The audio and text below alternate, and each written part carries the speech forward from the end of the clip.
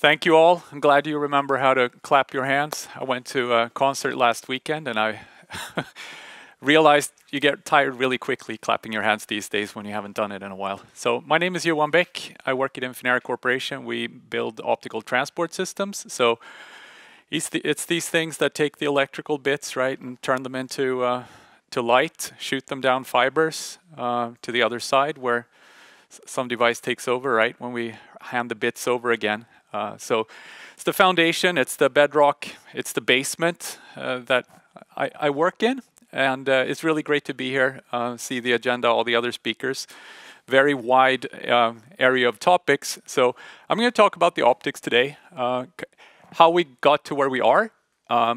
Today it's very exciting to be in optics because every 10 years or so, I've been in the industry for 20 years, and every 10 years or so, something special happens, and there's like an opportunity to look up and think about what's going to happen next, right? So I think a lot of you, those at least who work like I do in the basement here, may agree with me. And for the rest of you, I'll try to take you through it. So I thought I'll start off like 200 years ago, because optical communication is nothing new to us here in Sweden. We've been doing optical communication since 1794. I don't know if you've seen that tower used to stand out by Gärdet. The first optical link was deployed in 1794 between the Royal Castle and Drottningholm. So it wasn't quite data center interconnect, it was Royal Castle interconnect, maybe the data centers at the time. And you note, right, that it's a pretty short reach system because apparently it needed to be regenerated in Traneberg. But the number of bits per symbol was pretty high. You see there are 10 little things there that can be flipped, right? So you had 10 bits per symbol. The issue is the symbol rate was pretty low, right? So if you look at modern optical transceivers are actually 12 orders of magnitude faster in terms of symbol rate. 10 bits per symbol is pretty good still to this day, but we've come quite a ways in the last 200 years. So I thought I'd cover just the last 20 years, because 20 years ago I started at Infinera in Sunnyvale, California. I worked there for 12 years. We started building photonic integrated circuits, and at the time, 40 channels of 10 gigabit per second, so 400 gig in a fiber, that was state of the art, right? So you took 40 10 gig signals, spread them across the C-band, and that's what could be done at the time. Seemed pretty impressive then. So I remember we built these 10 by 10 gig photonic integrated circuits. Was magic, right? It was incredible work, great to be part of. Seems very puny by now, but it was sure a lot of hard work. Of course, traffic grew, and operators needed to deploy more capacity to serve their customers. So the industry figured out a way to put these 10 gig wavelengths closer together and still go pretty far, right? This was on-off keyed, so basically like having a laser, turning it on and off, and a photodetector on the other end of the fiber, and then some filters to keep the different colors of light apart. At Infinera, we pioneered going to 25 gigahertz channel spacing, so we squeezed in 160 10 gig wavelengths into a fiber. So capacity doubled, and for a year or two, we were kings of subsea, because we could cram more capacity into a subsea cable than anybody else. Thing is, traffic kept on growing, and a new technology called coherent showed up, and you're no longer turning light on and off, you're also modulating the phase of the signal. And you have to use a DSP to do the digital signal processing that goes into this. The good thing about coherent, there's a lot of great stuff about coherent, but it allowed the fiber capacity to keep scaling. And it's just kept on scaling since. FlexGrid, first deployed in 2014 or so, or productized. It allows like non-standard channel spacing, so you can really start squeezing things together to where the optical spectrum is basically full of traffic. And traffic keeps on growing, so the industry's kept delivering more and more capacity on a single fiber pair. Yeah, you see the 700 gig per wavelength here, 30 terabits. This is actually a transatlantic record. This is using Infinera's latest embedded optical engine that can do 700 gigabits per wavelength across the Atlantic and squeeze 30 terabits into the C-band. And you may wonder, you know,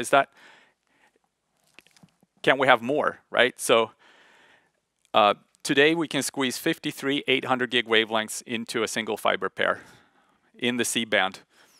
People still want to do more, yeah? We add the L-band, so figure out how to use more system in the fiber. And you may think, you know, if you were all economists here in the room, you would say, you know, this will just keep on growing. So this is 200x over 20 years, roughly 30% year over year on fiber capacity.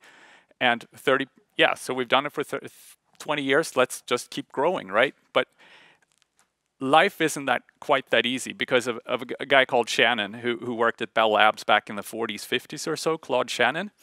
And he and some of his coworkers, they were working on information theory, which was very theoretical at the time. I just threw this equation up here. It may be quite simplified, but basically it states that the maximum capacity you can get out of an information channel, it depends on how much bandwidth you have to play with. And in terms of fiber, it's optical bandwidth, the spectrum, how much optical spectrum you play with, the color of light, like how much of the rainbow you could say. And it also varies with the signal to noise ratio. So if you increase the noise, you can't get as much traffic through. Doesn't matter how much forward error correction you apply and how much processing you apply. There's a theoretical limit. And it turns out that after all these years of growth for optical transceivers, with coherent, we've done increasingly more sophisticated modulation formats. So you can see at the bottom here, this is using long code word probabilistic constellation shaping. I may not be done there. It's 64 QAM. So we have basically 64 different states that can be transmitted per signal. And then the probability of using different states will vary depending on the noise.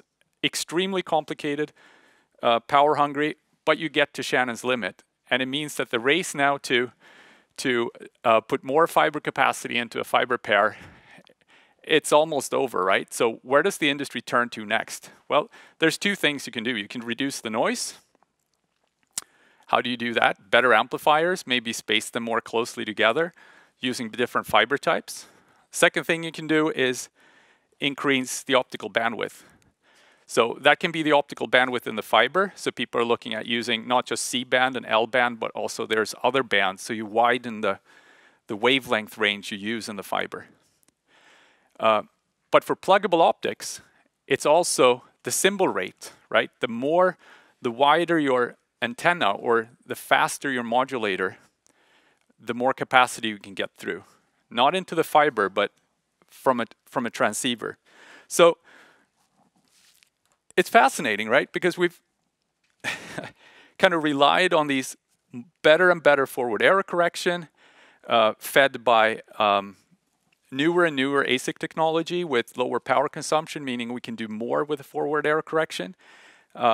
We have better integrated optics. Photonic integration is something Infinera's worked on for a long time, where you have really small features that can be driven very quickly.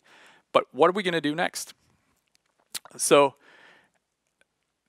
it's like a crossroads, but there's a natural evolution that the industry can take, right? You just keep going down that route, relying on Moore's law. So counting on ASICs to have smaller and smaller feature sizes so we can run faster and faster signals through them. Why do we need a fast signal? Well, a coherent DSP to run at 100 gigabaud, which is the symbol rate of state-of-the-art transceivers today, to run at a 100 gigabaud symbol rate. And here's the second Bell Labs employee here, Harry Nyqvist from I think Värmland, long career at Bell Labs. He came up with this Nyqvist rate, right? So we need to run at 100 gigabaud symbol rate, we need to sample at 200 gigasamples per second. That's really, really, really, really fast, right? So this is what limits the symbol rate of transceivers. But that will go up, right? So we can make smaller transceivers, we can make faster transceivers, we can increase the data rate, relying on the symbol rate to go up. We can also put these transceivers into pluggable form factors. So looking at, metro systems have been using pluggable optics for years, but they may have been CFPs, then go into CFP2, CFP8, QSFP-DD, maybe coherent QSFP28s will come out here anytime soon. And I think we'll see tailor-made pluggable optics for specific use cases. So example here is OIF, the 400G base ZR, pushed by some ICPs to connect many data centers in a small region. So 80-kilometer reach is fine. That DSP is extremely optimized for power and features. You have OpenZR, OpenROADM, other standardization projects for different use cases. But I think there's something more that can be done too. Instead of just going down that evolutionary path, let's think about what Moore's law also allows us to do. So from one generation DSP to the next, like your ASIC line widths may go from 12 nanometers to 7 to 5. The DSP can get smaller for the same functionality. The optics, there's a similar trajectory there where optics can get more and more tightly packaged. If you have a given envelope into which you fit these functions, it's a pluggable module with a certain cooling requirements, you have certain power available in the cage, and certain space. You start having some free space there. So what do you do with that free space? And that's something we're thinking about at Infinera. I spend my days, my title is business development, and I work with a new type of pluggable optic that can support point-to-multipoint functionality. So you have one big capacity transceiver talking to many small capacity transceivers.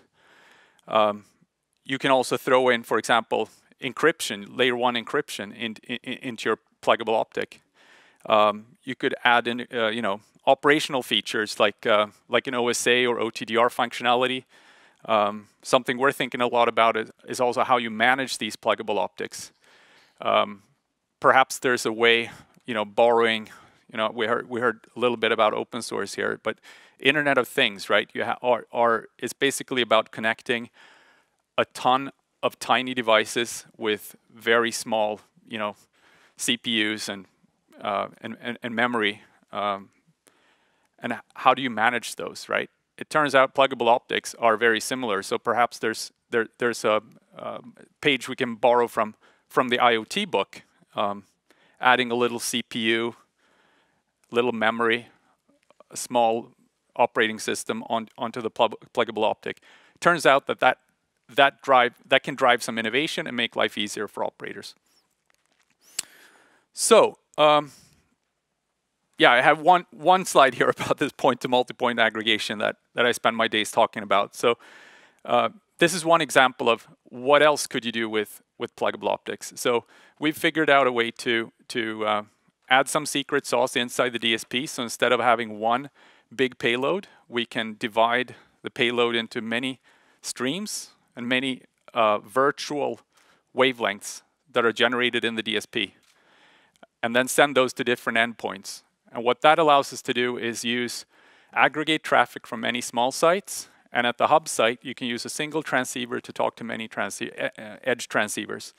And that, in some instances, can save a lot of money. So I've spent a lot of time over the past say year and a half or so working with operators in EMEA. BT is one of them. We wrote a paper with them showing in their metro networks some very impressive savings.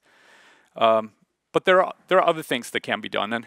And then perhaps this way of, there's a lot of aggregation networks. So if we look inside the data center, a lot of people ask, there's a conference called ECOC, European something optical components, communications and optical components conference, happened a few weeks ago. And there's a big panel discussion there about, are coherent transceivers going to rule inside the data center as well, for all the communication inside the data centers? And probably yes, but people are arguing about when it will happen and what it will take. So these coherent transceivers that I talked about, they have very sophisticated optics, because you need to modulate not just the intensity of the light, but also the phase of the light. So kind of when the pulse arrives. On the other hand, if you just turn the light on and off, you can have a super simple transceiver. The transmit part is simple, and the receiver part is simple. So that's always going to be cheaper than a coherent transceiver. The on-off, the transceivers that just work with light on and off, they still need a DSP for the modern modulation formats, and those transceivers can grow to higher data rates, 400 gig or even up to 800 gig. And some of the advantages of coherent transceivers, they're not really there in the data center, because coherent transceivers, what they do well is they go very far. You can remove chromatic dispersion, and a lot of effects that happen inside the fiber can be removed by the receiver. So there's a lot of equipment that you suddenly don't need when you use a coherent transceiver for long haul. But inside the data center, it doesn't matter. It's so short, right? So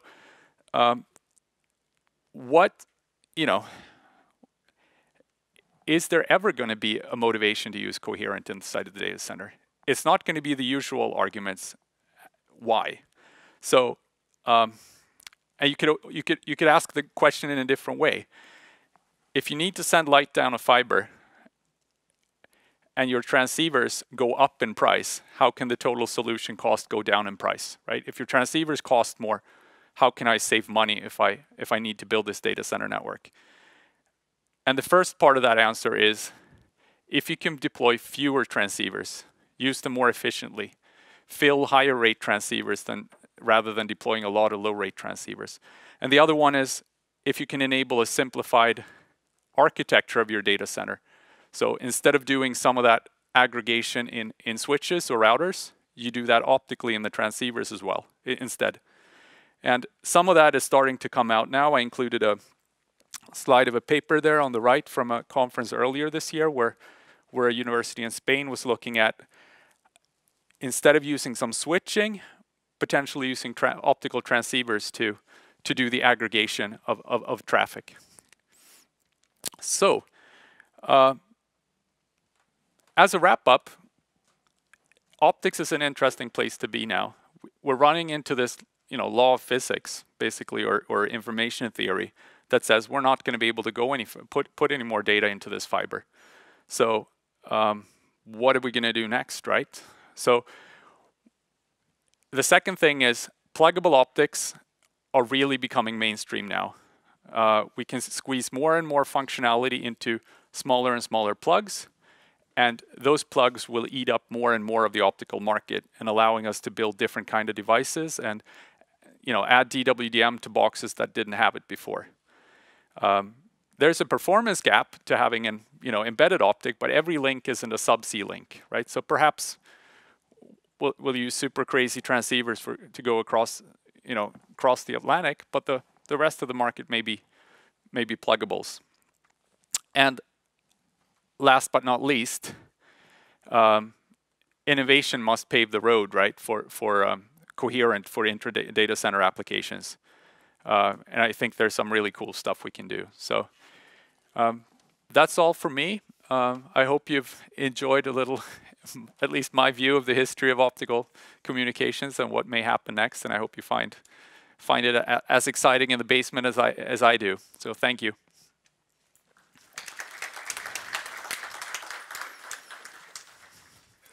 Do we have any questions? No, nothing. No one cares. Emil? Nope. No. No questions? All right. Thank you very much, Johan.